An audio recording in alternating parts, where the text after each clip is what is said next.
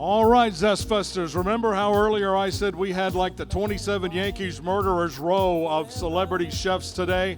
That continues. We've earlier had Brian Santiago, the creme de la creme of personal chefs. We just had Eddie Dean, the king of barbecue. Still to come, John Bunnell, the absolute king of fine dining.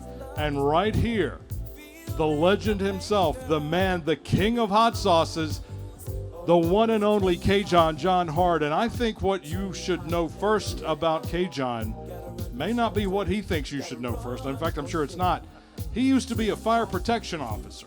I'll let him explain what that means, but he used to put out fires, and now he starts them with his hot sauce. He was the unmitigated king of hot sauce, but you got out of the game, I hear, CaJohn. You'll tell us about that. You're back in? Yeah. Breaking news here at ZestFest.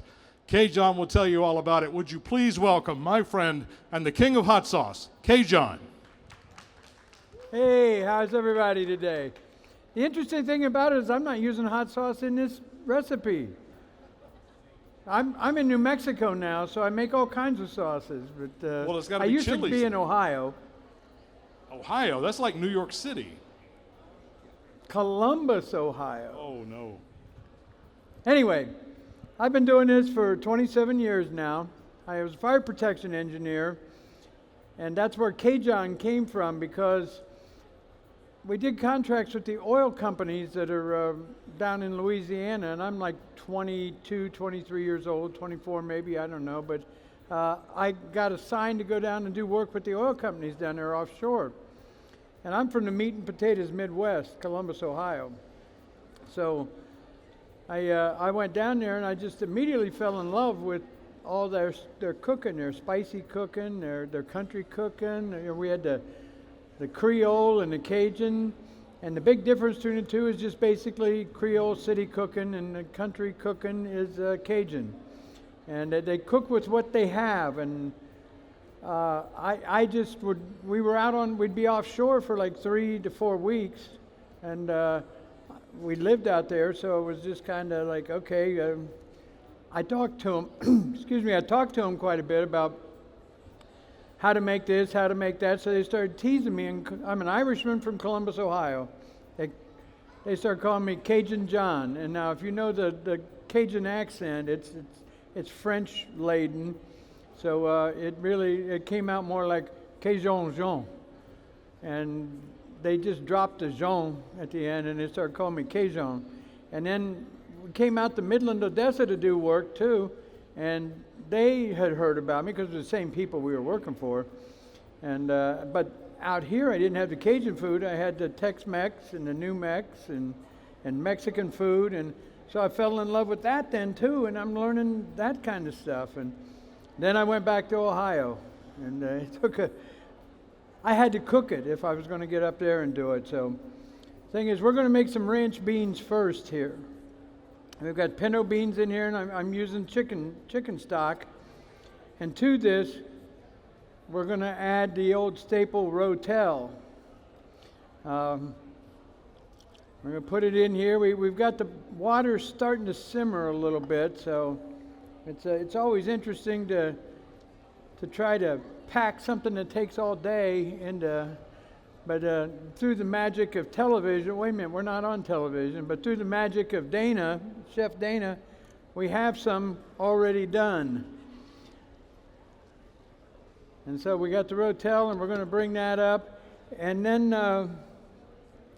we've got this spice blend from one of our vendors here. It's El Boricua. It's from the Spicy Caballero, who's over, I think, in the second aisle this way, or maybe it's the third aisle. But really good spices. He's won a lot of awards for his work, and he's from Texas. But his nationality is Puerto Rican. So we're gonna put this in here, and I cook all the time. So, but this is about a teaspoon for this little, maybe third of a pound of uncooked beans. So we're going to stir this in, and now it's just going to sit there and do its thing. And this is going to be a real interesting thing to try to accomplish. The Vitamix has no lid, and I don't know if you guys ever see how the Vitamix, what it does. It really, so we're going to attempt to do it. I think she gave me a pan, so I'm going to try to put this stuff all in here, put the pan on top, and turn it on. But we'll get the meat cooking first. We're going to put a little oil in the skillet here. And then we're going to add the hamburger meat.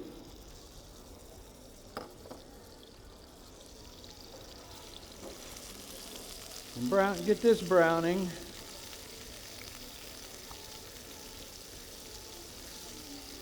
I'm sorry. Okay, great.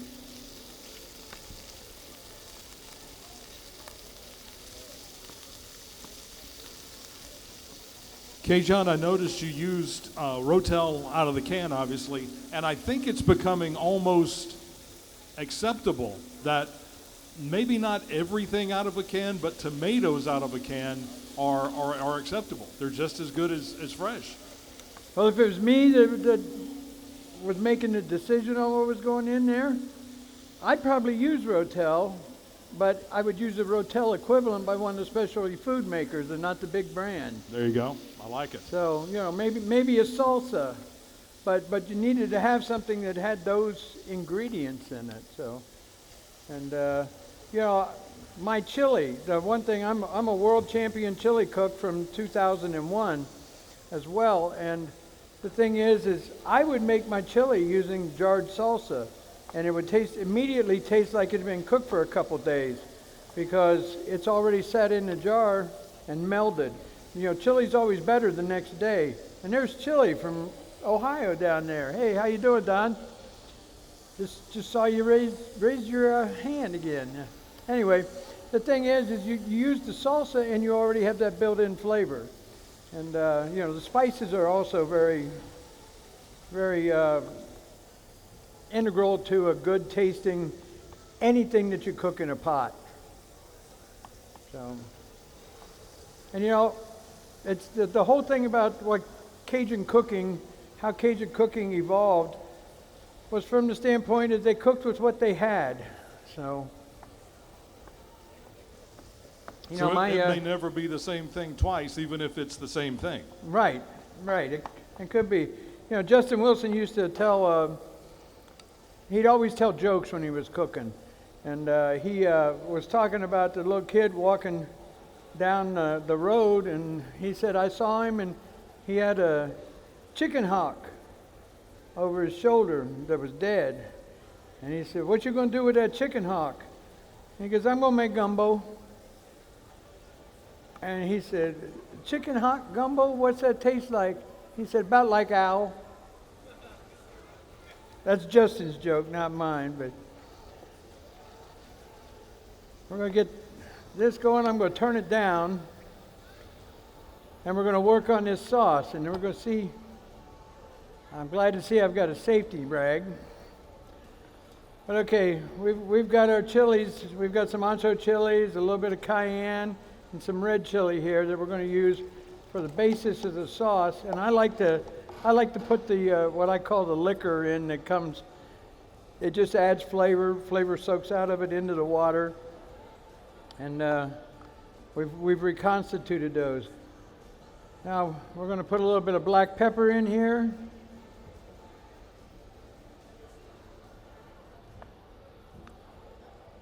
This is quite a bit of cumin for this small amount we're doing, so I'm going to put about half of that in. I think we'll go with the garlic next. And like I said, Justin was sort of my hero from a cooking standpoint that I could watch on PBS. And so he would always say, you take away my garlic, I couldn't cook. I tried to sound Cajun, but what the heck. And anyway, we're going to put a little bit of flour in, and we may add more flour later, just depending on the consistency. And this is Mexican oregano. You can use regular oregano, but Mexican oregano just has more of a bite, and it's really not oregano. It's a different kind of plant, but it's known as Mexican oregano. So we're gonna put this all in because I think it gives a nice, like I said, a nice little bite. We've got the other chilies in here. The onions, we're pretty well cooked down on the burger here. So I'm going to add some onions in here. We're just going to sweat them a little bit.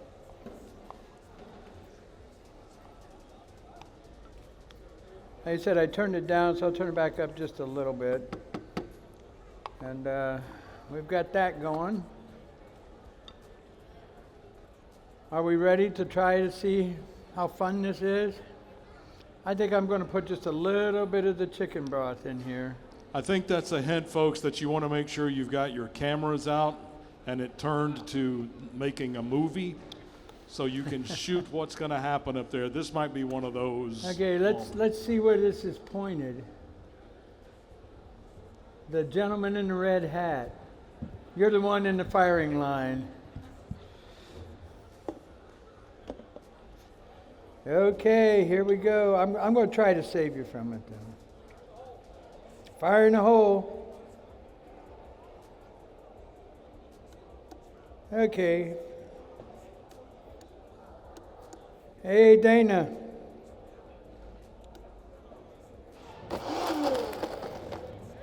Got it.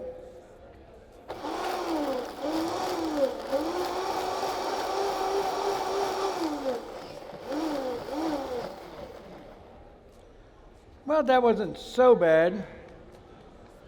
Good Let's job. hear it for the half Vitamix. Very good. Let's see.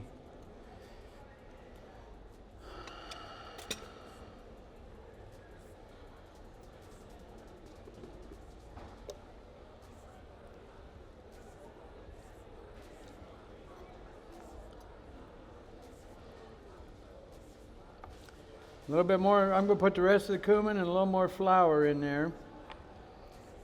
So we get to do it again. I got to remember what I got in my hands, huh? Yeah, I'm scared of this. So are we, John. Whoa.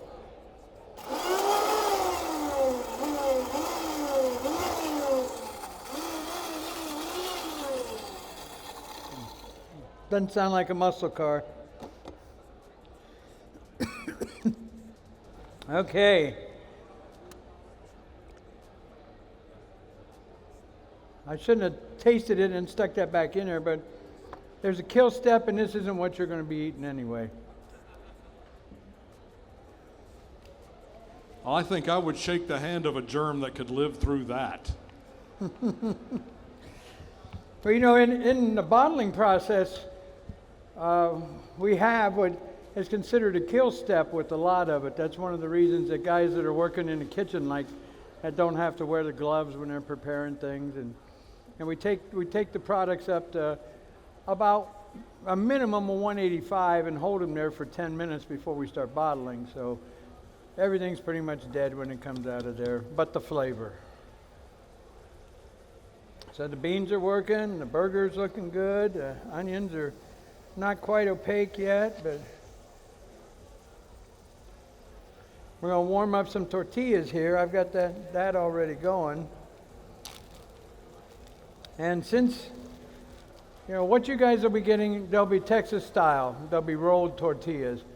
But what I'm going to do on the plate here, we're going to warm the tortillas, and I'm going to do it New Mexico style, which is a stacked enchilada.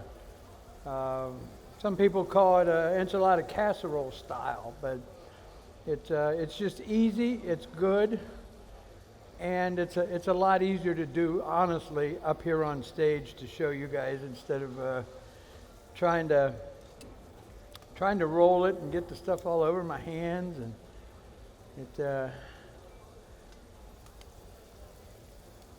I was actually going to cook something different today, but it just didn't work out. So, you know, when our esteemed announcer was talking about it, he was talking about my hot sauce. And the thing is the golden chilies that we have here, I have over 100 of them in my cabinet. And thank you. And hot sauce was something that I started out to do, and I ended up making other products just because I was on fire, right? Okay. Anyway, I am one of the 19 people who are in what is known as the Hot Sauce Hall of Fame. This ring signifies that. Now, this is something that COVID put an end to, the process, but we're really hoping that it gets started again. And it was kind of centered in Brooklyn, New York. Now, some of those people that are in it are the early people. Like I went in with Edmund McElhenney, which is just an incredible thing to even just have been on the ballot with the guy that really is pretty much considered the father of hot sauce in the United States, with Tabasco. But Cy Brown from Louisiana brand, we had Trappy, he was in there as well. Now Louisiana has the majority of the people because Crystal hot sauce. I mean, and there's a couple of other people, show promoter Dave DeWitt. There were hot sauce marketers like Chip and Luther Hearn. They had Peppers out of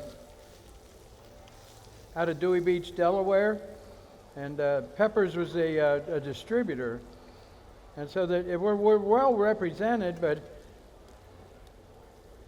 I'm not the only person from Ohio that was in there. Jacob Frank. Not people would think that Franks that put that shit on everything. You know, you would think that they came from Louisiana, but no, he came from Cincinnati, Ohio, and I didn't know that till I was the one who got to induct him posthumously into the Hall of Fame. But I just couldn't believe that I wasn't the pioneer of Ohio hot sauce.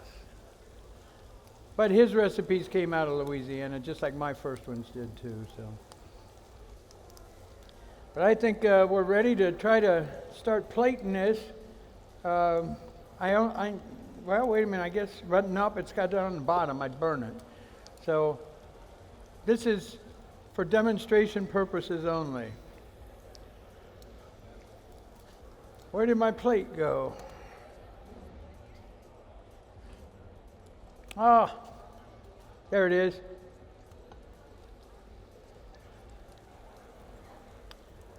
What we're going to do, we have some sauce that's made back here.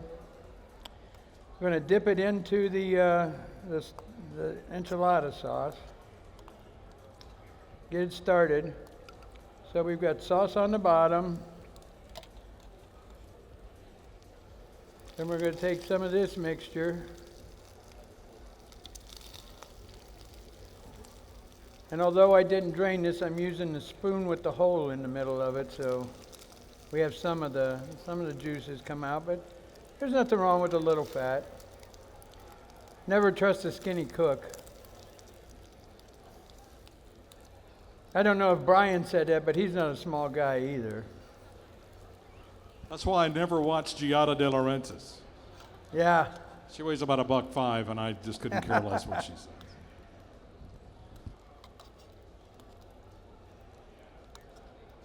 Yeah, one of the interesting things is, you know, I did do some food TV in 2001 to about, we'll just call that a garnish, 2001 to 2009.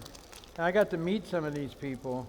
And one of the guys that everybody asked me, did I get to meet, was Guy Fieri. And, you know, no, I did not. I knew Emerald and some of the other early guys, but I'm going to turn that down and off. But the thing is all those people were hot sauce lovers, and you really don't know that. So that's another layer. We're going to put one more. But they were always, I became the go-to guy for hot sauces from them, but Alton Brown was probably the biggest of the chili heads. And so this is going to be a real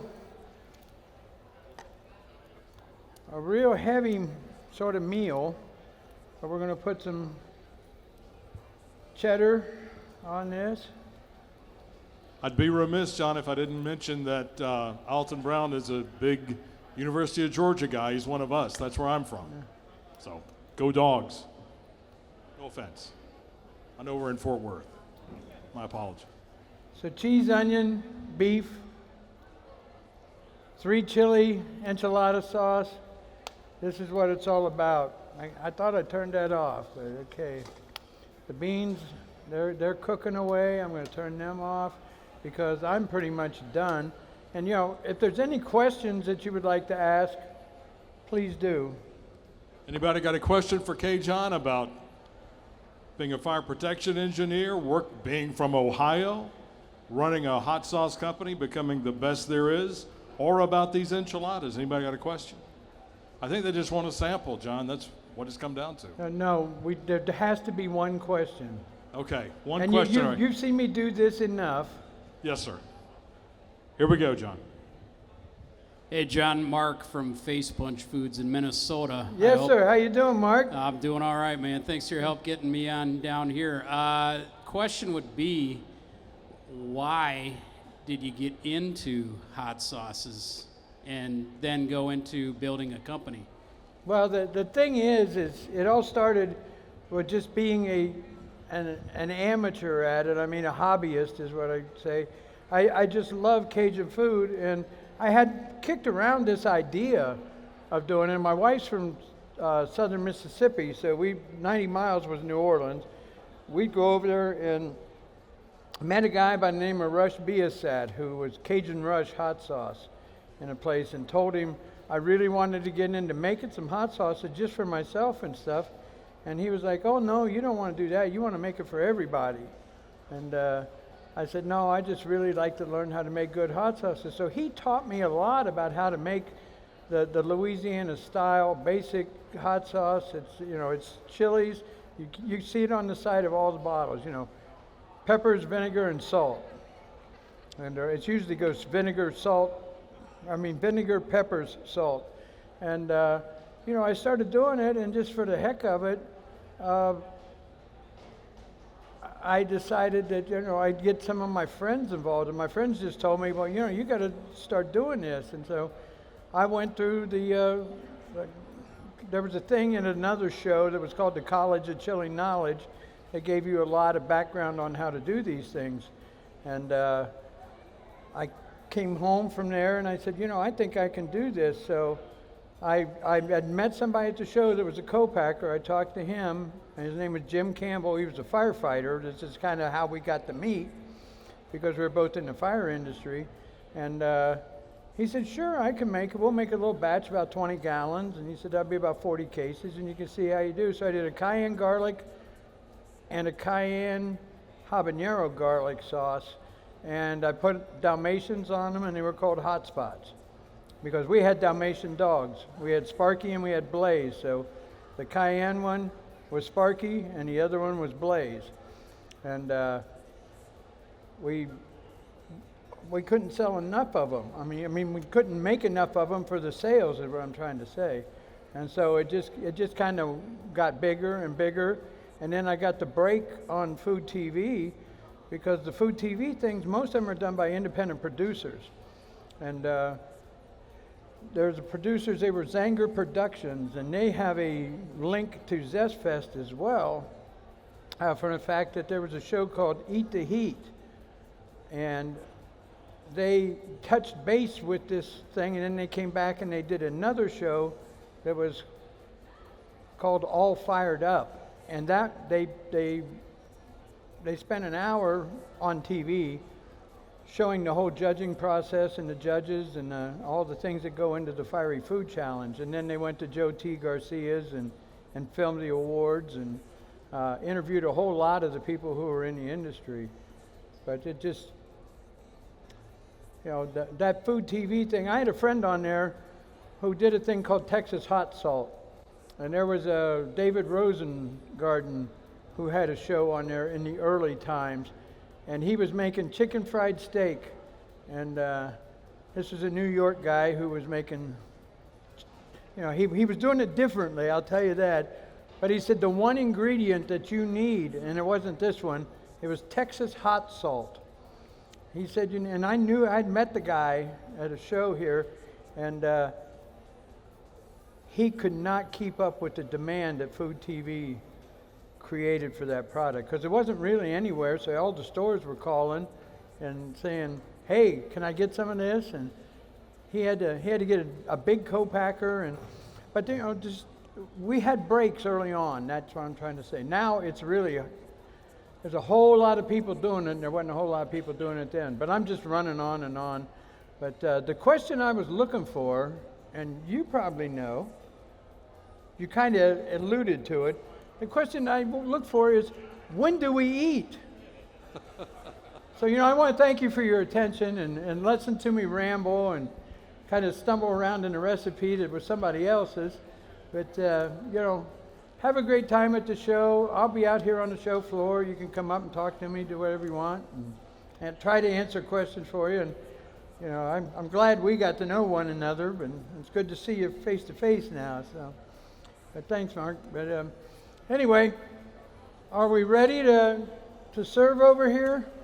Folks, how about a big hand for the man himself, It the looks king like of hot it. sauce, CaJohn Hard. It looks like it. Thank you. We've got a couple more shows this week. Tomorrow's going to be an interesting thing because we're going to take Chef Brian, who's from New Orleans. So it's going to be CaJohn and the Cajun cooking tomorrow. Oh boy. How you doing, John? Chef John? I'm doing great. I stumbled through a recipe. Folks, we have sampling ready at the sampling stations, enchiladas and ranch beans. And if you see CaJohn around the exhibition hall, please stop and say hello. One of the great ambassadors of hot and spicy cooking nationwide. We're awfully glad that he's part of our show. Thanks, CaJohn.